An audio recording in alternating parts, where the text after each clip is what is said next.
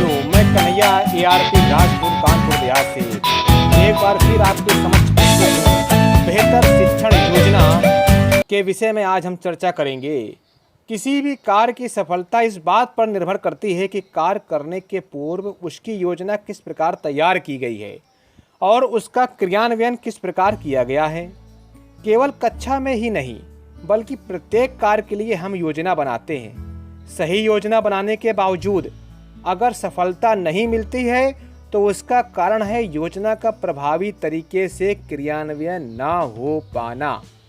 अर्थात केवल योजना बनाना ही पर्याप्त नहीं है, उसका सफल क्रियान्वयन भी जरूरी है, तभी वांछित परिणाम प्राप्त हो सकेंगे। योजना की सफलता से आशय है कि जिस कार्य के लिए योजना बनाई गई है निश्चित रूप से वह कार्य किन्हीं उद्देश्यों की पूर्ति के लिए किया जा रहा है। अतः एक योजना का कार्य है उद्देश्यों की 100% उपलब्धि सुनिश्चित करना। कक्षा शिक्षण में योजनाबद्ध तरीके से काम करने से बच्चों का सीखना सुनिश्चित होगा, उनके उपलब्धि स्तर में भी सुधार होगा और कक्षा का हर बच्चा सीख सकेगा। एक अच्छी योजना के लिए आवश्यक है कि वह पुरानी योजना से जुड़ी हो और बच्चों के स्तर, संख्या व विषय के हिसाब से तैयार की गई हो।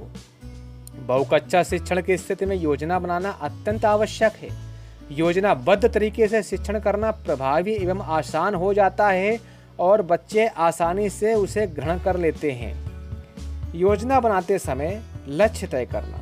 योजना बनाते समय यह बहुत आवश्यक है कि वास्तविकता को ध्यान में रखकर ही लक्ष्य तय किए जाएं। इसलिए लक्ष्य हमेशा ऐसे हों जो हासिल किए जा सकते हों। समय के साथ लक्ष्य तय हो तो उन्हें पाना आसान होता है। समय के साथ हासिल होने वाले लक्ष्य हमें सफलता का एहसास दिलाते हैं और कार्य के प्रति हमारा मनोबल भी बढ़ाते हैं। हम सभी जानते हैं कि हमारे शिक्षण का लक्ष्य है हर बच्चे में वांछित लर्निंग आउट की संप्राप्ति करना। लर्निंग आउटकम के आधार पर मासिक और साप्ताहिक लक्ष्य तय कर शिक्षण योजना हम बना सकते हैं। देखते हैं शिक्षण योजना क्या है। विषयवार पाठों के शिक्षण को लर्निंग आउटकम से जोड़ते हुए दैनिक योजना में बांटना ही शिक्षण योजना है। शिक्षण योजना में निम्नांकित बिंदु मुख्य रूप से समाहित होते हैं। नंबर 1 पर पाठ को आरंभ करना, प्रस्तावना, पाठ का विस्तार, प्रत्यक्ष अनुभव, गतिविधियां, अभ्यास, अनुप्रयोग, आकलन, सीखने में पिछड़ रहे बच्चों की मदद। अब हम बात करते हैं प्रस्तावना। मीन्स पढ़ाए जा रहे पाठ लर्निंग आउटकम को बच्चे के पूर्व ज्ञान तथा पूर्व अनुभव से जोड़ें। गतिविधि पाठ के अनुसार ही चुनें। पाठ के आरंभ में की जाने वाली गतिविधि के लिए समय निर्धारित करें। यह बहुत ही आवश्यक है। समय के अकॉर्डिंग ही बच्चों को पढ़ाएं। पाठ का विस्तार। अब बात करते हैं पाठ के विस्तार के विषय में।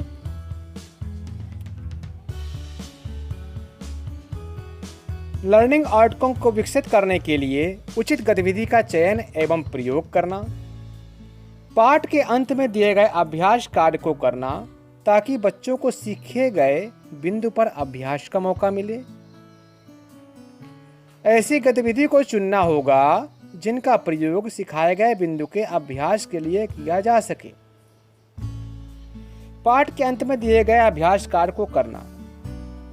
पाठ के अंत में जो किताब के अंत में जो अभ्यास कार्य दिया होता है वह पाठ से संबंधित होता है। बच्चों को वह अभ्यास कार्य जरूर कराना चाहिए और गतिविधि हमको ऐसी चुननी चाहिए जिनका सिखाए गए बिंदु के अभ्यास के लिए किया जा सके। मतलब जो पाठ से संबंधित गतिविधि हो, ऐसी गतिविधि हम अपने पाठ योजना, शिक्षण योजना में शामिल करें। बच्चे अच्छी गतिविधि में मन लगाकर सीखते हैं। गतिविधि से उनको चुनौती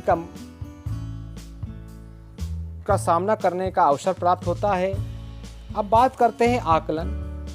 पढ़ाए गए बिंदु का अभ्यास कार्य के दौरान तथा पाठ के अंत में आकलन हो ताकि उन बच्चों को और उन बिंदुओं को चिन्हित किया जा सके जिन्हें मदद की जरूरत है। इसके लिए हम गतिविधि का भी प्रयोग कर सकते हैं। सीखने में पिछड़ रहे बच्चों की मदद। जल्दी सीखने वाले बच्चों को वर्ग पहेली, निबंध एवं सृजनात्मक कार्य जैसे अभ्यास कार्य दिए जाएं, जो पाठ में दिए गए अभ्यास कार्य के अलावा हों, लेकिन पाठ से संबंधित हों, ताकि जब बच्चे इन कामों में लगे हुए हों तो हम उन बच्चों की मदद कर सकें जिनकी अभी स्पष्ट समझ पाठ्य वस्तु पर नहीं बन पाई है। योजना का प्रारूप कैसा है? शिक्षण योजना का प्रारूप में सबसे टॉप पर हम दिनांक, कक्षा, विषय और समय दर्शाते हैं। इसके बाद जो पहली हेडिंग हमारी लर्निंग आउटकम्स की है, क्योंकि हमें बच्चों का लर्निंग आउटकम्स हमको पूर्व ज्ञान को आधार से देखना है कि बच्चों को कितना आता है और हम उसको क्या सिखाने जा रहे हैं, वो हमको लर्निंग आउटकम पर लिखना होगा। इसके बाद हम अपना प्रकरण लिखेंगे, जिस पाठ को हम पढ़ा रहे हैं। संसाधन लिखेंगे, चौक, डस्टर या चलचित्र जो भी हो। इसके बाद हम अपने मुख्य कार्य पर आएंगे, रोचक प्रस्तावना, जो कि 5 मिनट की होगी। शिक्षण के प्रारंभ में रोचक प्रस्तावना होगी। बच्चों को चुनौतीपूर्ण एवं सरल प्रश्न दिए जाएंगे, जिससे बच्चे सोचें और प्रश्नों का उत्तर दें। इसके बाद शिक्षण दौरान हम बच्चों के अनुभव और गतिविधियों और अभ्यास के अवसर के साथ बच्चों को 20 से 25 मिनट में शिक्षण कार्य कराएंगे। और इसके बाद हम आकलन एवं समेकन, जो कि 10 मिनट का होगा, शिक्षण के समाप्ति पर करेंगे। इसके बाद हम बच्चों को गृह कार्य देंगे, जिसमें कुछ करने को देंगे। शिक्षण योजना पर शिक्षक का स्व आकलन।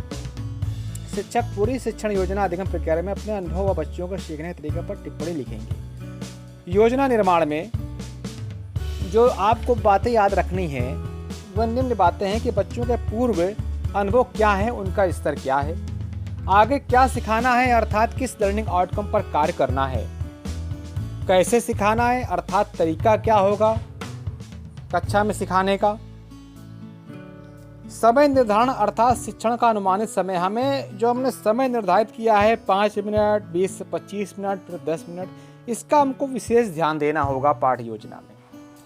क्या सिखाना है अर्थात क्या परिणाम चाहते हैं, तो ये भी एक मुख्य बिंदु है शिक्षण योजना का कि हमको क्या सिखाना है और हम क्या परिणाम चाहते हैं, और इसके बाद कितना सिखाना है बच्चे को। यह अपनी पाठ योजना में हमेशा दर्शाएं कि आप कितना सिखाना चाहते हैं बच्चे को।